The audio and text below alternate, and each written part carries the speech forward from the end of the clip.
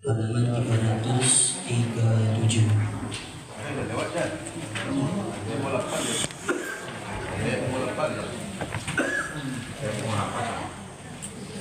Tentang ayat 5 jawabannya.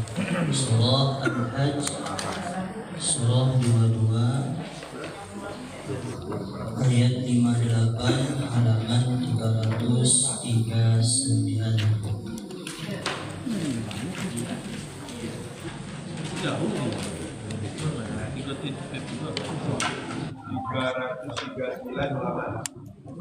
Surah Al-Hajj surah 22 ayat 58 halaman 339.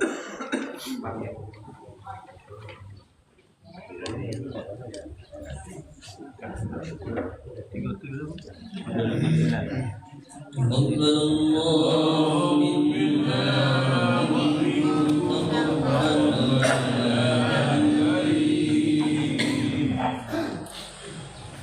a'udzu billahi minasy syaithanir rajim.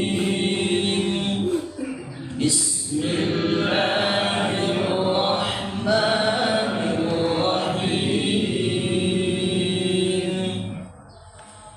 والذين هاجروا في سبيل الله ثم قتلوا أو ماتوا ليرزقنهم الله رزقا حسنا وإن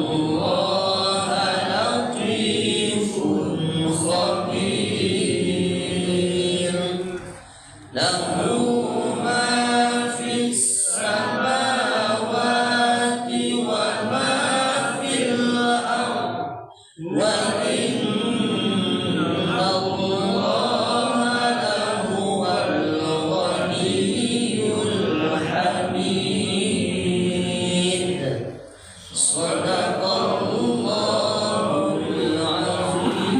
azim wa sadaqa rasuluhun nabiyul karim wa nahnu ala dhalika minasy syahidin wasyakirin walhamdulillahi rabbil alamin. Terjemahan surat Al-Hajj ayat 58 sampai dengan 64. Aku berlindung kepada Allah dari godaan setan yang terkutuk. Dengan nama Allah yang Maha Pengasih lagi Maha Penyayang. Balasan terhadap orang-orang yang mati dalam berhijrah di jalan Allah. Ayat 58 sampai dengan 62. Dan orang-orang yang berhijrah di jalan Allah, kemudian mereka terbunuh atau mati, sungguh Allah akan memberi kepada mereka rezeki yang baik, yaitu surga.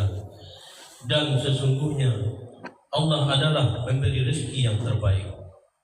Sungguh Dia Allah pasti akan memasukkan mereka ke tempat masuk surga yang mereka sukai. Dan sesungguhnya Maha mengetahui, Maha penyantun.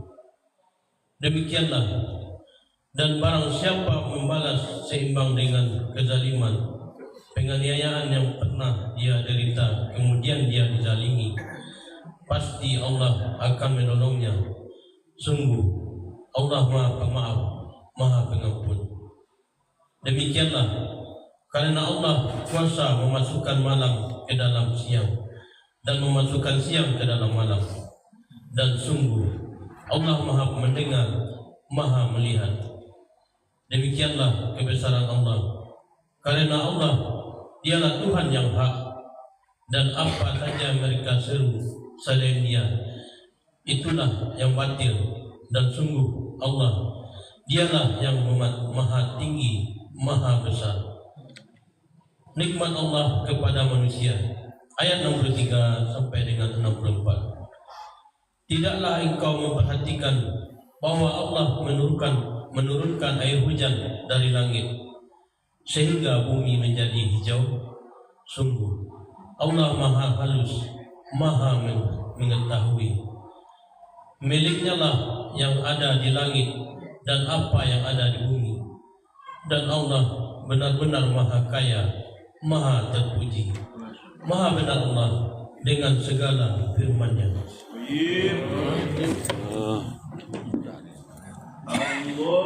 Allahumma rahamna bil Qur'an waj'alhu lana imaman wa nuran wa hudan wa rahmah. Allahumma zakirna minhu ma nasina wa 'allimna minhu ma jahilna wa rzuqna tilawatahu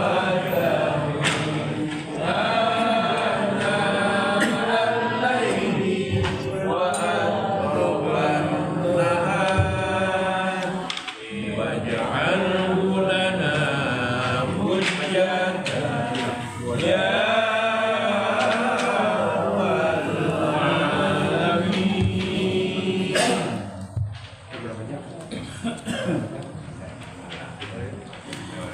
Bismillahirrahmanirrahim. Assalamualaikum warahmatullahi wabarakatuh. Waalaikumsalam warahmatullahi wabarakatuh. Alhamdulillah, alhamdulillah rabbil alamin, wassalatu wassalamu ala asrafil anbiya wal mursalin wa ala alihi wa sahbihi wa rasulillahi ajma'in. Asyhadu an la ilaha illallah wa asyhadu anna Muhammadan abduhu wa rasuluhu la nabiyya ba'd. Pertama dan utama sekali, marilah kita mengucapkan puja berserta puji syukur kehadirat Allah yang mana pada subuh kali ini kembali kita bisa melangkahkan kaki kita dan mengayunkan tangan kita menuju masjid yang sama-sama kita cintai ini. Alhamdulillah, rangkaian macam ibadah sudah kita laksanakan setelah kita dibangunkan oleh Allah tadi. Mudah-mudahan rangkaian ibadah yang sudah kita laksanakan diberkahi oleh Allah Subhanahu wa taala. Amin ya rabbal alamin. Salawat dan salam yang kita ucapkan buat baginda Rasulullah sallallahu alaihi wasallam dengan lafaz Allahumma salli ala Muhammad wa ala ali Muhammad.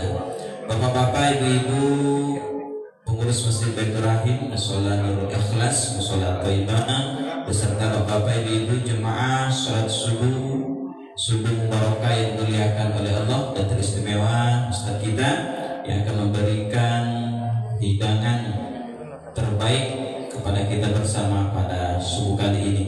Bapak dan Ibu yang dimuliakan Allah, untuk mempersingkat waktu langsung saja kepada Ustaz kita persilakan.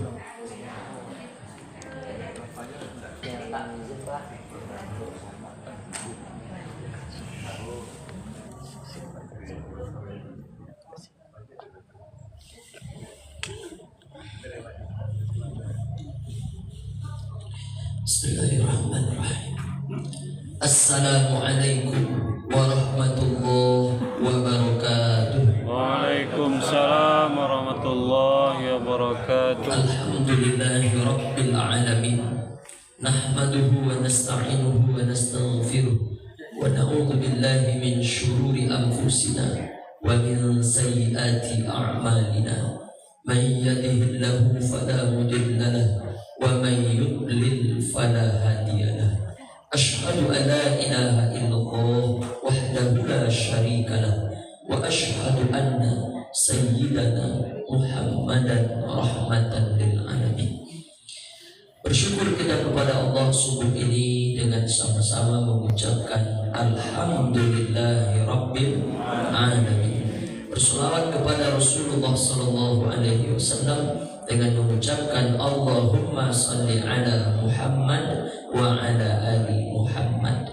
Orang-orang tua-tua kami yang kami hormati dan muliakan, kemudian segenap pengurus Masjid Baitur Rahim, Pak Ketua bersama perangkat-perangkat, begitu juga yang hadir Bapak Ibu pengurus dari masjid-masjid sekitaran ataupun mushola kita Thayyibah ataupun mushola yang lain. Tak dapat disebut satu-satu, didudukan selangkah, ditinggikan seranting tokoh-tokoh masyarakat kita, alim ulama, nini mama, cadia pandai, angkuan kuda tua sadolahnya, sudut bendang dalam nagari, kapai tampe batanyo, kapulang tampe babarito. Ibu-ibu yang juga ramai hadir pada hari ini, tak dapat pula disebut satu-satu. Kita doakan kepada Allah, ibu-ibu yang hadir pagi ini, inilah agak-agaknya calon-calon bidadari surga. Amin ya rabbal alamin. Kecil tak tersebut nama beserta pula terhimbau gelarnya. Wabil khusus guru-guru kita, ustaz-ustaz kita, buyang-buyang kita, imam masjid kita yang hadir pula duduk bersama kita pagi hari ini. Kita doakan kepada Allah, majelis ini benarlah kata Rasulullah, kalau kalian lewat di taman-taman surga, mampirlah, singgahlah, makanlah, minumlah, kata Nabi. Sahabat bertanya, ya Rasulullah, bukankah itu surga ada di akhirat? Kata Nabi, betul, itu surga yang benar-benar itu nanti di akhirat. Tapi di dunia ini sudah ada taman-tamannya. Kenapa disebut taman-tamannya ada di dunia? Karena disitulah tempat berkumpulnya malaikat-malaikat rahmat. Maka berdoa di majelis ilmu itu salah satu doa yang terbaik. Apa sebab? Karena doa itu ikut diaminkan oleh malaikat rahmat.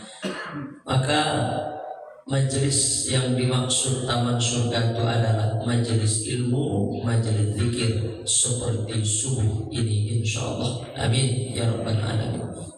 Bapak Ibu jamaah subuh yang dimuliakan Allah, kita tidak punya waktu yang panjang, singkat, tepat, padat.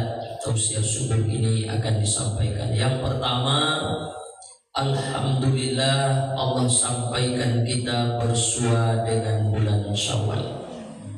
Kalau Ramadan bermakna panas, maka Syawal bermakna yang pertama. Syawal itu disebut oleh orang Arab kapan? Unta menaikkan ekornya waktu mengusir lalat yang hinggap di punggungnya. Naik ekornya mengusir.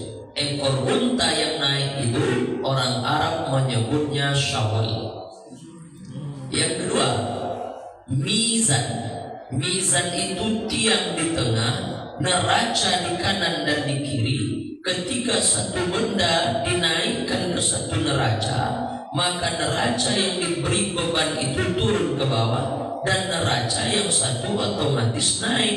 Neraca yang naik itu orang Arab menyebutnya Syawal. Yang ketiga, ada binatang. Sejak dia lahir sampai dia besar, dewasa, gede, itu ekornya selalu naik ke atas. Ekor binatang itu rata-rata turun ke bawah. Ada juga yang kadang naik, kadang turun. Tapi yang satu ini naik terus dari lahir sampai dia besar.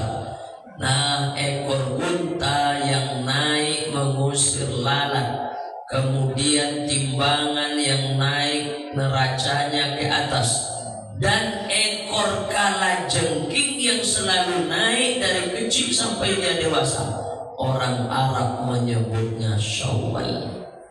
Jadi kalau begitu, dari tiga ini kira-kira apa arti Syawal itu?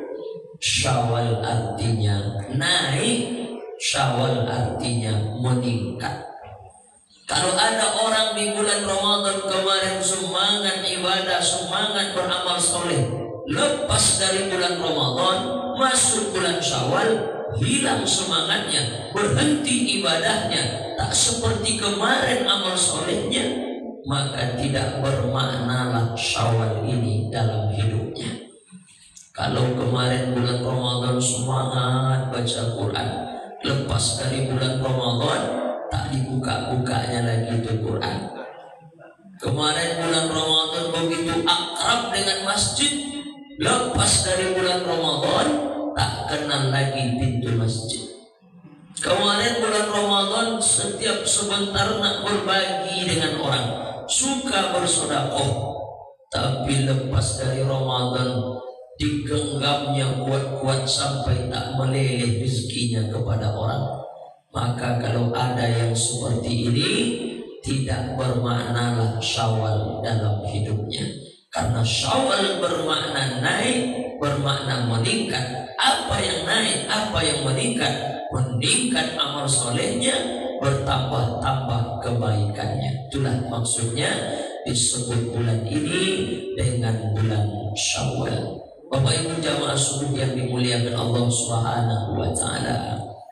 Kemudian apalagi istimewanya bulan ini? Di bulan ini bermandikan doa-doa terbaik. Setiap jumpa dengan orang dapat kita doa ini. Apa doa itu? Minal aidin wal faizin. Itu doa. Makanya kalau ada orang baca itu di hadapan kita, seharusnya kita baca amin. Minal aidin, apa artinya? Semoga kita kembali menjadi orang yang suci, fitrah. Macam mana dulu kita lahir, macam itu kita kembali suci dan fitrah. Ramadan sebulan penuh. Ramadan diambil dari kata ramdok, panas. Panasnya Ramadan itu membakar maksiat kita, salah silap kita, dosa-dosa kita selama ini. Karena itu lepas dari bulan Ramadan, maka kita membaca minal aidin, saling mendoakan semoga kita kembali menjadi orang yang suci, kembali kepada fitrah kita. Yang kedua, wal faizin, semoga kita menjadi orang yang menang melawan hawa nafsu. Jadi kalau ada orang baca ini, kita baca amin. Tapi selama kalau ada orang baca Quran kecewa. Minal aidin wal faizin, sama-sama. Padahal itu doa. Tapi kalau kita aminkan ini pula yang bingung. Pernah ada orang bacanya doa itu minal aidin wal faizin Ustaz. Baca aku amin. Kok Ustaz baca amin? Aku pun tak tahu nanti baca sebentar. Enggak. Minal aidin wal faizin itu apa artinya Ustaz? Bukankah mohon maaf lahir batin? Bukan. Minal aidin wal faizin artinya semoga kita kembali suci, semoga kita menjadi orang yang menang. Itu doa yang diajarkan ulama. Walaupun Nabi tak pernah buat, sahabat tak pernah melakukan, tapi ulama buat doa ini di bulan Syawal, elok untuk diamalkan. Memang banyak awam sering mengucapkan tapi tak tahu maknanya. Apalagi contoh, satu hari yang mau diundang membuku bersama Ramadan kemarin, salah satu instansi di Kota Padang, tak disebutkan instansinya apa. Lepas aku ceramah 10 menit, habis itu azan berkumandang, tentu kita membuka ke puasa. Kecil ibu-ibu heboh di belakang. Mana takjil, mana takjil? Takjil, tolong takjil. Ucap aku diminta ibu tu Pak. Takjil Pak Ustaz. Takjil. Apa takjil tu Pak? Kolak. Iyokah takjil tu kolak? Itu bahasa Arab. Ajjala yu'ajjilu takjil. Apa artinya? Menyegerakan artinya. Kira-kira kalau itu arti takjil, kira-kira ada diminta ibu tadi. Tolong menyegerakan, tolong menyegerakan. Apa itu? Kiranya takjil itu kolak. Pokoknya sore-sore ibu jalan ya, pakai motor sama anak suami, ditanya oleh kawan, kamu Bu cari takjil. Tak tahu kamu sejak bilu takjil gua jadi kolak. Bapak enggak ya? Masya Allah. Nah, takjil itu bukan kolak, bukan cindua. Tapi Ambo nanti kalau ikut tak kita luruskan, anak-anak awak akan begitu terus. Pas ditanya orang, nah aku bahasa Arabnya kolak takjil. Padahal takjil itu artinya menyegerakan. Maka tak cocok kalimat itu kita sebut. Tapi selama kan macam tu, takjilnya lah siap. Apa itu? Ya. Nah, Bapak Ibu yang dimuliakan Allah Subhanahu wa taala, sering kita ucapkan tapi tidak pada tempatnya. Nah, jadi ada cilai nanti bulan Ramadan kan tiba, itu rubah lagi ya, kebiasaan-kebiasaan yang sebetulnya tidak pada tempatnya. Bapak Ibu jamaah subuh yang dimuliakan Allah Subhanahu wa taala, tapi doa-doa yang bertebaran di bulan Syawal ini elok sekali, tak ada masalah dan bagus untuk kita lakukan. Salah satu doanya tadi adalah minal aidin wal faizin. Tapi menyebutnya mesti benar. Ada sebagian orang menyebut minal faizin wal faizin. Apa itu? Minal aidin wal faizin. Semoga kita kembali menjadi orang yang suci dan semoga kita menang melawan hawa nafsu. Maka kita baca amin. Bapak Ibu jamaah subuh yang dimuliakan Allah. Kemudian yang ketiga, yang terakhir, di bulan Syawal ini apalagi keistimewaannya, orang tidak pernah lupa, selalu dibuatnya acara halal bihalal. Halal bihalal itu bahasa awak atau bahasa Arab? Bahasa Arab, tapi orang Arab tak tahu. Nah, itu hebatnya ya. Itu bahasa Arab tapi orang Arab tak tahu. Kenapa orang Arab tak tahu? Bahasa jangankan Arab, jangankan Timur Tengah, jiran kita. Jiran artinya tetangga. Malaysia, Singapura, Brunei Darussalam, Patani, Thailand Selatan, Ada tak mereka halal bihalal? Mana ada? Tak ada. Jadi halal bihalal itu made in Indonesia 24 karat. Itu murni punya awak. Itulah bangganya kita dengan Indonesia awak. Insinyur Soekarno melihat Belanda memang sudah pergi, Jepang memang sudah angkat kaki, tapi sesama kita masih cakar-cakaran, sesama kita masih berkelahi, sesama kita masih bertikai tidak tegur sapa, sesama ormas saling fitnah, caci maki, sumpah serapah. Kata Insinyur Soekarno, kalau begini caranya bagaimana bangsa ini akan besar? Bagaimana kemerdekaan Republik Indonesia diakui secara universal oleh negara-negara yang lain di luar sana? Kalau kita tidak kompak, kalau kita tidak bersatu, maka kata Insinyur Soekarno, kita mesti buat rekonsiliasi nasional, mesti berjumpa, mesti duduk, mesti bicara bersama, mesti ini segera diakhiri. Insinyur Soekarno ingin buat acara. Kemudian dalam pemikirannya itu Insinyur Soekarno bingung apa judul nan elok nan rancak yang membuat orang tergugah untuk datang. Ditemuinya lah seorang ulama tersohor waktu itu, namanya Kiai Haji Wahab Hasbullah. Pak Kiai, ampun ya buat acara Pak Kiai, kita tak bisa membiarkan pertikaian pertengkaran ini berkelanjutan terus menerus. Kita ingin menjadi bangsa yang besar, bangsa yang kompak.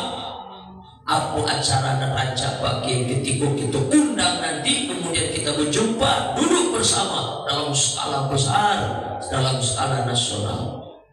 Kata Kiai Haji Wahab Hasbullah, bertikai-tikai itu haram, berkelahi itu haram, tidak bertegur sapa itu haram, dendam kesumat itu haram, sumpah serapah, caci maki itu haram. Yang haram-haram itu kita ganti dengan yang halal-halal. Buatlah judul acara itu, kata Kiai Haji Wahab Hasbullah waktu itu. Apa judulnya? Halal bihalal. Itu cikal bakalnya. Ibu-ibu kalau ditanya di orang bisa saja bilu halal bihalal ku adanya bu. Ibu dah dapat menjawab. Ceritakanlah sejarahnya di zaman Insinyur Soekarno.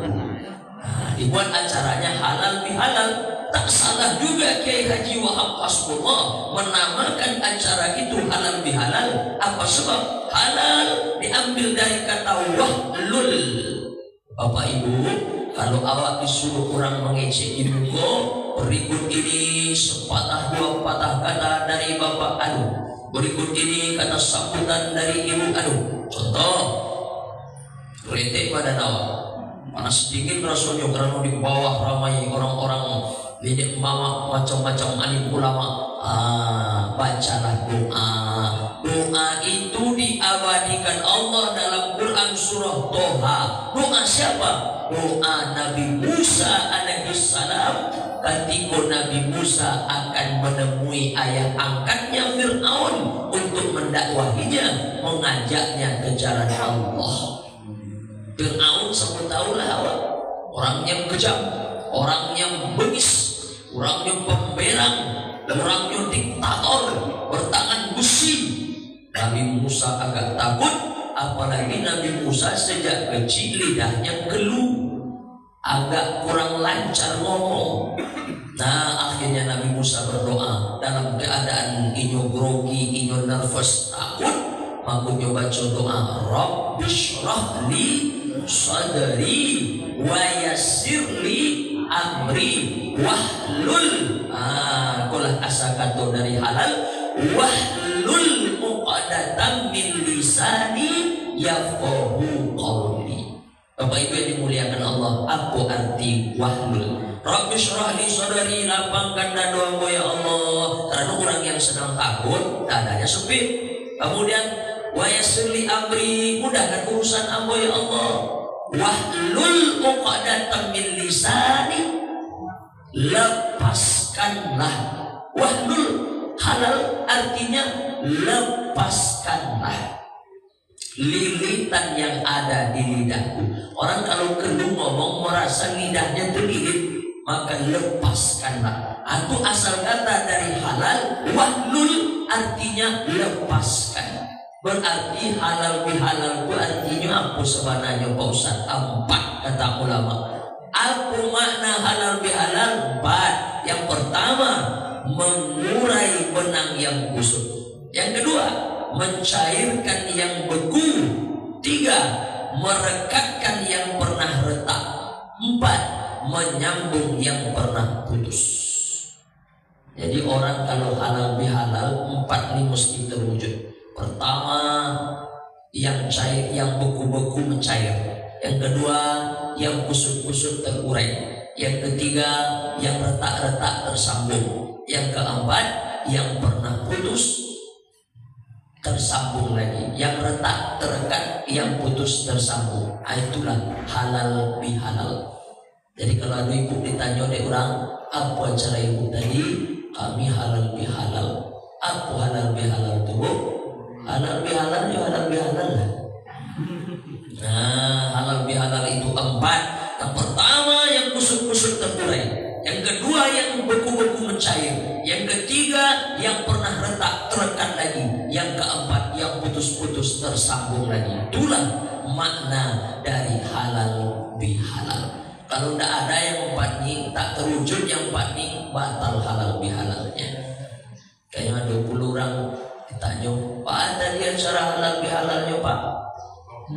Yang kusut-kusut semakin kusut, yang beku semakin membatu, yang putus tidak kunjung tersambung, yang retak semakin pecah. Itu tak bermakna halal bihalal. Maka untuk mewujudkan yang 4 ini, 4 pula amal di dalamnya.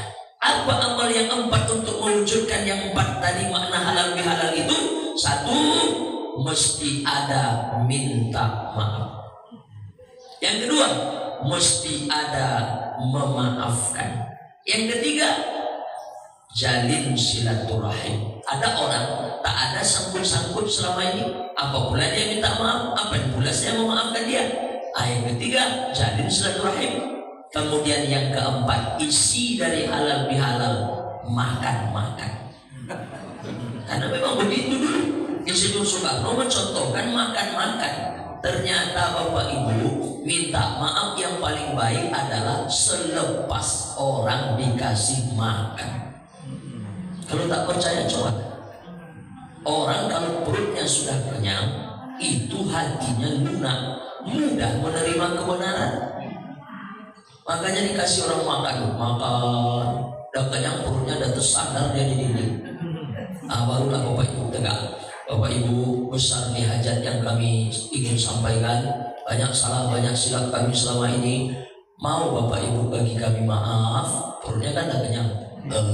Mau. Kalau tak percaya cobalah. Nah, jadi memberi orang makan itu penting. Nilainya sedekah. Insinyur Soekarno buat acara halal bihalal ini dulu sampai turun-temurun hari ini kepada kita. Makan-makan itu penting dalam halal bihalal. Kemarin saya diundang ke Sungai Sapi oleh ibu-ibu majelis taklim. Sampai di situ, apa judulnya Bu? Halal bihalal Pak Ustaz. Ada makan-makannya, tak ada batal halal bihalalnya. Nah, karena tak ada makan kuenya. Nah, Bapak Ibu yang dimuliakan Allah Subhanahu wa Ta'ala, itulah isi dari halal bihalal. Yang pertama, minta maaf. Yang kedua, bagi orang maaf. Yang ketiga, jalin silaturahim. Yang keempat, ada sedekah, yaitu makan-makan. Tak mesti makan berat, setidaknya makan pisang, makan. Kalau tadi aku halal bihalal di musola Bahrul Amal di Cendana itu tak makan nasi, makan apa? Makan kue aja. Nah, tapi disebut halal bihalal, tetap memenuhi syarat karena ada makan-makannya. Jadi jangan sesekali buat halal bihalal kalau tak ada makan-makan. Jelas ya? Nah, Bapak Ibu yang dimuliakan Allah Subhanahu wa Ta'ala, itulah hebatnya bulan Syawal di Indonesia gitu. Sebagai penutup karena waktu kita sudah habis, Pak Ustadz? Ya, coba tunjukkan kepada saya satu dalil saja Pak Ustadz. Kalau memang ada perintah Quran menyuruh kita minta maaf kepada orang. Nah, jangan selalu ayat Qurannya yang ditanya. Kalau ayat Quran saja pedoman kita, mana ayat Quran yang menyuruh kita minta maaf kepada orang? Tengok dari Al-Fatihah sampai Anas, tak sepotong pun ayat Quran yang menyebutkan menyuruh kita minta maaf. Tak ada. Tapi kalau hanya begitu cara kita berpikir, ibu-ibu nanti tak sembahyang subuh. Kenapa? Mana sholat subuh 2 rakaat dalam Quran? Mana ayatnya? Tak ada. Perintah sholat ada, tapi bagaimana sholat subuh 2 rakaat, maghrib 3 rakaat, isya 4 rakaat, zuhur 4 rakaat? Kalau dalam mazhab Syafi'i ada yang berkunut subuh, mazhab Hambali, Hanafi tidak ada kunut. Mana ayat Qurannya? Tak ada. Nah, makanya pengambilan hukum dalam Islam itu ada 10, 4 yang paling utama. Di antaranya Al-Quran yang pertama, hadis nomor 2, ijma yang ketiga, kias yang keempat. Tak ada dalam Quran, mungkin ada dalam hadis. Tak ada dalam hadis, mungkin ada ijma. Tak ada dalam ijma, mungkin ada kiasnya. Nah, Bapak Ibu yang dimuliakan Allah, banyak sekali hadis Nabi yang menunjukkan Nabi minta maaf kepada orang. Salah satu contoh yang pernah kita sampaikan, 5 hari sebelum Nabi meninggal, disebutkan dalam kitab Ar-Rahim Al-Maktum yang ditulis oleh Syekh Syafi'i Rahman Al-Mubarakfuri. 5 hari sebelum Nabi meninggal, dalam keadaan panas tinggi badan Nabi, disitulah Nabi sudah mulai sakit. Maka Nabi naik ke atas mimbar, dipapah oleh 2 orang saudara sewalinya. Kalau ayah kita adik-beradik, namanya sewali. Kalau mak kita adik-beradik, namanya sepupu. Nabi dipapah oleh seorang laki-laki di tangan kanan, laki-laki di tangan kiri. Di kanan siapa? Ali bin Abi Thalib. Di kiri siapa? Fadl ibnu Abbas. Apa kata Nabi? Siapa di antara kalian yang pernah aku sakiti punggungnya, aku sakiti pundaknya, tercambuk mungkin dulu oleh aku, kata Nabi, saat aku nak mencambuk kuda, mencambuk unta, dia ada tegak di belakang, tak nampak, kena ujung cambuk itu ke punggungnya. Dia tidak mengadu padahal sakitnya luar biasa. Kenapa dia tidak mengadu? Karena dia segan aku di Nabi, karena dia segan aku di kepala negara, kata Nabi. Ini hadza zahri, ini pundak Muhammad, balaslah sekarang. Islam itu begitu. Kalau kita pernah nempelin orang, temui orang itu, suruh dia nempelin kita balik. Tidak cukup hanya dengan mohon maaf lahir batin, tidak cukup mohon maaf zahir batin. Kalau pernah kita pukul orang, mana dulu bagian yang pernah kita pukul, suruh dia pukul kita balik. Begitu. Makanya dalam Islam ada qisas, namanya hukuman yang setimpal. Nah, kata Nabi, ini pundak Muhammad, balaslah. Ittaqu zulma, aku tak mau nanti mencari kalian di padang mahsyar, kata Nabi. Ittaqu zulma, takutlah dengan kezaliman, karena hutang di hari kiamat di padang mahsyar yang akan dibayar. Bapak Ibu, kalau pernah kita menzalimi orang, takutlah dengan kezaliman itu. Apa sebab? Besok di hari kiamat itu hutang yang akan dibayar di padang mahsyar. Dicari besok orang. Laita bayang deh Pak Ibu, mencari orang di padang mahsyar sejak Nabi Adam sampai Nabi Muhammad, umat terakhir, kumpul di padang mahsyar. Itu dan kita cari. Mencari orang di padang panjang aja payah, boleh di padang mahsyar. Nah, Bapak Ibu yang dimuliakan Allah Subhanahu wa Ta'ala, maka kata Nabi, ini budak Muhammad, balaslah. Sahabat semuanya duduk ke bawah, berarti tak ada. Kemudian apalagi kata Nabi, ditunjuk oleh Nabi dadanya. Kalau ada di antara kalian yang pernah terluka hatinya oleh aku, kata Nabi, mungkin karena ucapanku, mungkin karena tatapan mataku, kalau ada, kata Nabi, ini harga diri Muhammad, balaslah. Nah, Bapak Ibu yang dimuliakan Allah, begitulah Nabi sudah dijamin masuk surga, maksum terbebas dari dosa, masih lagi minta maaf kepada orang. Ada orang ngomongnya macam ini, sampai mati tidak akan pernah minta maaf. Injabul mar'i bi nafsi, itulah orang yang sangat angkuh, yang sangat sombong. Nah, Bapak Ibu yang dimuliakan Allah, jangan segan-segan ulurkan tangan minta maaf. Nah, memberi maaf gimana Pak Ustaz? Oh, memberi maaf banyak lagi dalilnya. Yang membunuh paman Nabi namanya Wahsy namanya. Wahsy tidak hanya sekedar dibunuh, tapi ditobaknya dada Hamzah, paman kesayangan Nabi, dikoyaknya, dikeruknya ke dalam, menarik jantungnya, kemudian digunting telinga Hamzah, dipotong hidungnya, kemudian dicincang-cincangnya, dijadikannya, ditalikannya, dibuatnya rantai, dikalungkannya. Begitulah dia berendam kesumatnya. Berhari-hari Nabi menangisi paman kesayangannya itu setelah dibunuh kejam oleh Wahsy, dan Hindun mengunyah jantung Hamzah. Oh, sedih kisahnya. Pada akhirnya Bapak Ibu, Wahsy itu tunggang langgang lintang pukang lari ke Taif 100 kilo dari Makkah. Ketika Nabi datang membawa 10.000 pasukan, saking takutnya 19 hari lamanya Nabi di Makkah. Wahsy bertanya habis itu setelah Nabi balik ke Madinah, banyak yang dibunuh Muhammad di sini, berapa orang yang mati, berapa banyak darah yang tumpah? Apa kata orang Makkah? Tak satu pun Nabi menggunting telinga orang di sini, walaupun 10.000 orang dibawa oleh Nabi ke Makkah.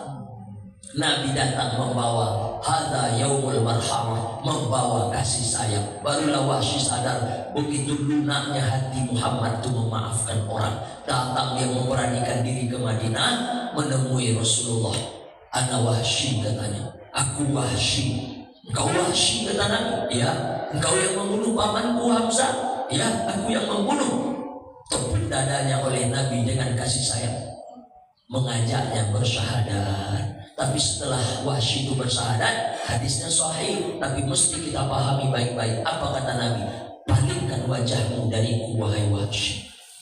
Kadang banyak orang mensyarahkan hadis ini, disebutnya apa? Berarti Nabi itu ada dendamnya itu Pak Ustaz, belum hilang lagi marahnya sehingga disuruh orang memalingkan wajah. Tak begitu maknanya. Nabi menyuruh Wahsy memalingkan wajah. Kenapa? Karena tertengok wajah Wahsy, bertambah-tambah kesedihan Nabi, karena Nabi ingat pamannya Hamzah. Itu maksudnya. Bukan Nabi dendam kepada orang, na'udzubillah, tak begitu. Nah, Bapak Ibu yang dimuliakan Allah, begitulah maaf Nabi. Sebagai penutup 2 menit terakhir, Pak Ustaz, itu kan Nabi, iyalah dalam maafnya. Nah, sekarang kita ambil contoh yang tidak Nabi. Siapa dia? Orang Awak Bana, Maninjau, Sumatera Barat, Haji Abdul Malik Karim Abdullah. Siapa tuh? Hamka, Buya Hamka. Bagaimana dalamnya maaf Hamka? Naik tapak kakinya ke atas meja, menunjuk seorang datuk yang terhormat di ranah Minang, Sumatera Barat, di Maninjau. Di Maninjau dia bergelar datuk, orang terpandang, seorang alim, seorang ulama, ditunjuk dengan tangan kiri oleh pemerintah yang berkuasa waktu itu. Naik tapak kaki ke atas meja, hai Hamka, pengkhianat negara yang akan menjual negara ini ke Malaysia. Semacam fitnah kepada Buya Hamka, ditangkap Buya Hamka, dikurung selama 4 tahun. Yang mengurung itu, itulah yang tadi kita ceritakan ya di awal tadi. Ada kebaikannya, ada pula sakit hati kita kepada dia. Dikurungnya Buya Hamka selama 4 tahun. Tapi setelah Buya Hamka keluar, datang seseorang membawa secabik kertas. Apa tulisan di kertas itu? Nanti kalau aku mati, tolong yang menjadi imam sholat jenazahku Haji Abdul Malik Karim Abdullah, Buya Hamka. Akhirnya orang yang memenjarakan Buya Hamka itu mati juga. Dan dia datang, Buya Hamka datang mensolatkan jenazahnya menjadi imam. Hebat. Ku awalnya jadi Hamka waktu itu. Nah, Pak Ala kira-kira cari ustaz lain jadi imam sampai mati orang kena. Itu awal.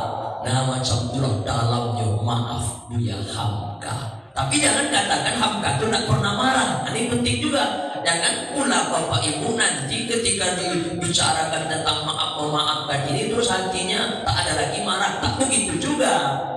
Adakah enggak Hamka itu marah Pak Ustaz? Ini menarik. Bapak Ibu bacalah kitab, judul bukunya Ayah. Ayah. Si anak menulis kitab itu anak kandung Bung Buya Hamka, Irfan Hamka namanya. Ketika kapal akan pergi ke Makkah, kemudian berlabuh di satu pelabuhan, konon katanya di Teluk Bayur, orang mengadu ke Buya Hamka, kece orang kapal, nak boleh sholat jamaah di dalam kapal. Tak boleh sholat jamaah dalam kapal. Dikadukan kurang ke Buya Hamka. Irfan Hamka itu mendampingi ayahnya waktu itu, Buya Hamka.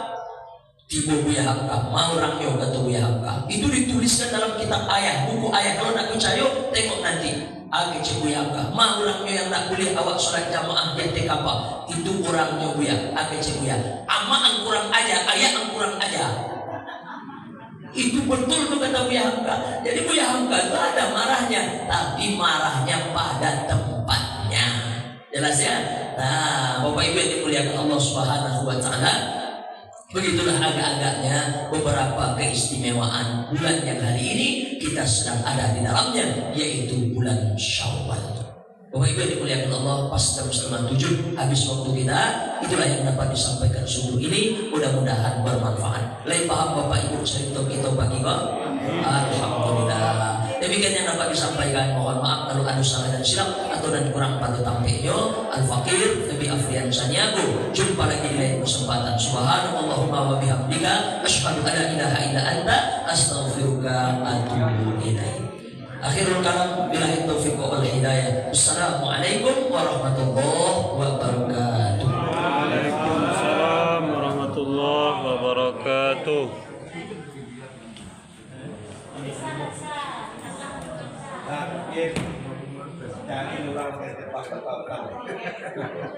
Baik Bapak dan Ibu, terima kasih kita ucapkan kepada Ustaz kita yang sudah memberikan ilmu di hadapan kita bersama.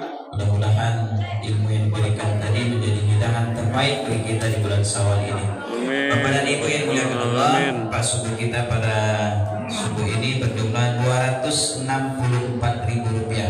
Rp264.000. Baik Bapak dan Ibu, yang kami sampaikan, alhamdulillah kita sudah melewati Idul Fitri dan kita sudah berada di bulan Syawal.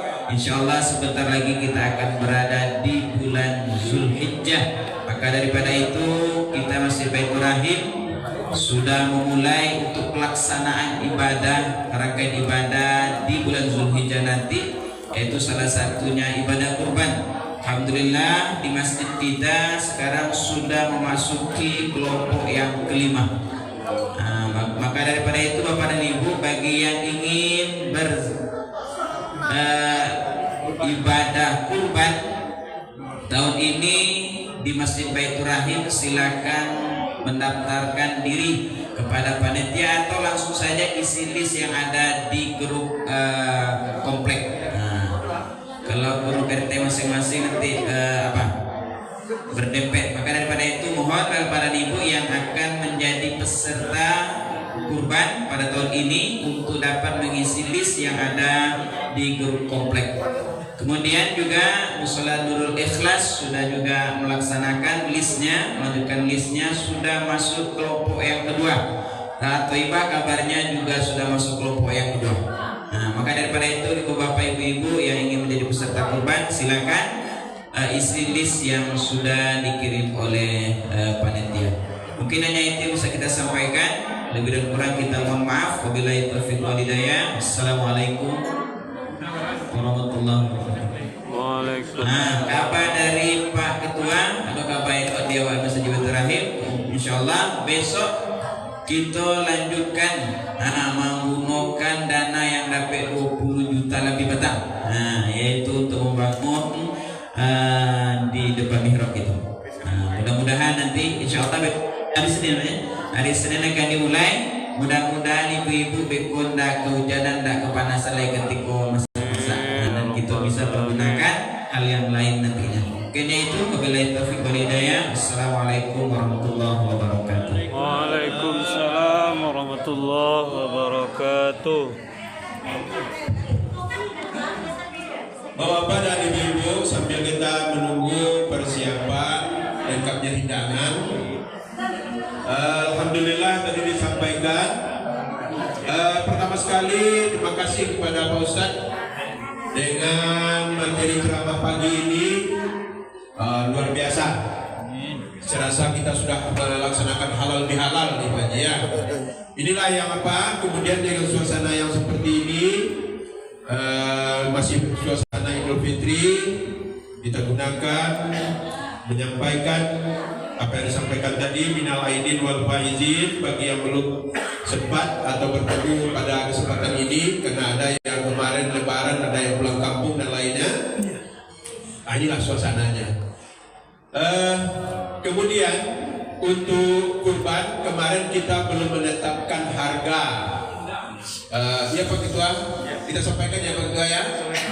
Jadi setelah konfirmasi dengan beberapa diantaranya Lulus Halal Nurul Ikhlas, Pak Ketua RW juga kemarin bertemu, telah kita sepakati untuk menetapkan mana Bu Marni. Biaya kurban kita seperti tahun lalu, masih dengan angka 26. Nah, masih dengan angka 26, 2.600.000. Indeks kurban kita masih dengan angka 2,6. Insya Allah sudah termasuk di dalamnya biaya operasional. Jadi itu kalau sudah disampaikan, karena kita scanner kaki disiapkan kopi-kopi supaya juga seragam. Mudah-mudahan Teba sudah menetapkan juga, seluruh ikhlas sudah sama dengan kita, sama masjid di belakangnya juga. Jadi sama, kalau untuk para kurban di Masjid Baitur Rahim 2,6, di Nurul Ikhlas para 2,6 zamannya. Nah. Jadi itu Bapak dan Ibu-ibu, kemudian seperti yang disampaikan tadi bahwa kegiatan pembangunan fisik masjid kita manfaatkan. Mulai silakan saja karena tidak ada pembukaan apanya. Ibu-ibu sabar menunggu giliran. Minggu besok sudah mulai kita laksanakan lanjutan pembangunan untuk kanopi musala kita, masjid kita. Itu saja, terima kasih. Assalamualaikum warahmatullahi wabarakatuh. Waalaikumsalam warahmatullahi wabarakatuh.